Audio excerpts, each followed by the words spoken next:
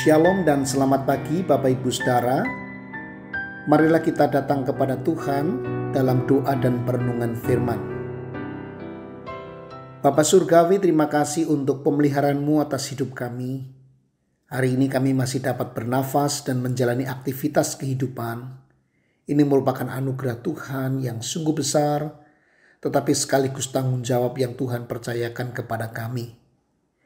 Tolonglah kami pada hari ini dapat menjalani kehidupan kami dengan baik dan memuliakan-Mu.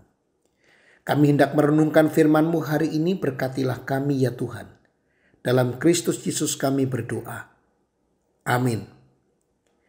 Bacaan Alkitab hari ini terambil dari 2 Raja-Raja 23 ayat 31 sampai dengan pasal 24 ayat 17.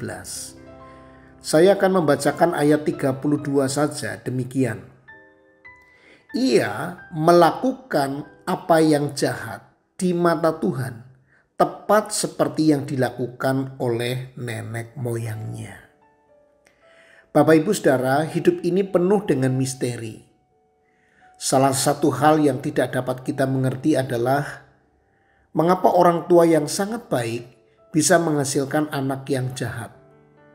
Dan mengapa orang tua yang sangat jahat bisa menghasilkan anak yang baik.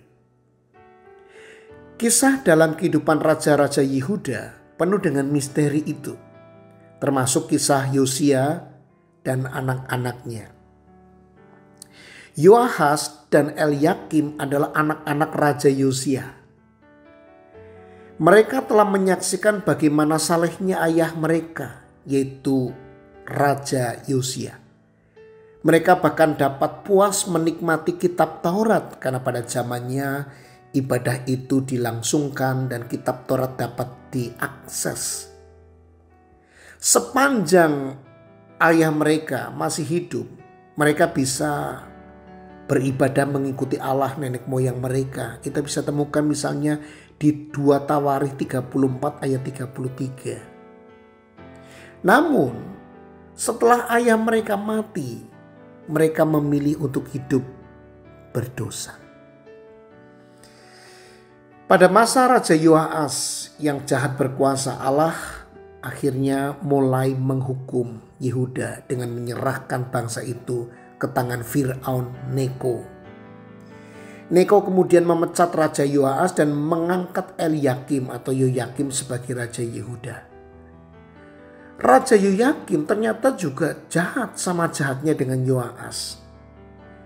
Maka Tuhan menghukum Yehuda melalui Nebukadnezar, Raja Babel dan gerombolan penyamun dari bangsa Kasdim, Aram, Moab, dan Amon. Raja Yoyakim sendiri tidak luput dari penderitaan. Kita tahu Raja Nebukadnezar membelenggunya dengan rantai tembaga dan membawanya ke Babel. Kematiannya mengerikan. Digambarkan, diceritakan di dalam Yeremia 22 ayat 18 sampai dengan 19. Yoyakim diseret dan dilemparkan keluar dari pintu gerbang Yerusalem, lalu dikuburkan dengan tidak hormat dan tidak ada yang meratapi kematiannya. Berbagai hukuman ini adalah adil karena dosa-dosa yang telah dilakukan Yehuda pada masa lampau yang kemudian terulang lagi pada masa Yoahas dan Yoyakim ini. Bapak Ibu Saudara, kisah Yoahas dan Yoyakim menyadarkan kita untuk hati-hati dengan pilihan hidup kita. Orang tua yang baik tidak menjamin bahwa anak-anaknya akan menjadi orang baik. Kita punya tanggung jawab untuk mengatur hidup kita. Dan terutama jangan pernah membuang Allah dalam hidup kita.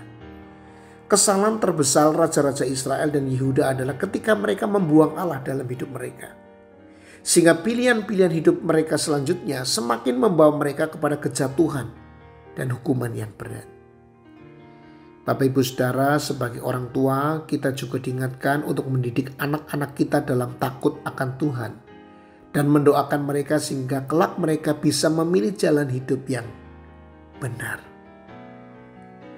Hidup memang penuh dengan misteri, tetapi ketika kita mengandalkan Tuhan, berharap hanya kepada Tuhan, tidak memilih jalan hidup yang salah, kita percaya hidup kita akan baik-baik saja dalam pemeliharaan Tuhan. Mari kita berdoa.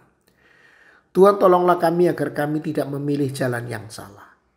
Arahkan kami senantiasa untuk memilih jalan hidup yang benar. Tolonglah anak-anak kami juga ya Tuhan, agar mereka dalam anugerah-Mu senantiasa dapat memilih jalan yang benar. Berkatilah hidup kami hari ini ya Tuhan. Dalam Kristus Yesus kami berdoa. Amin.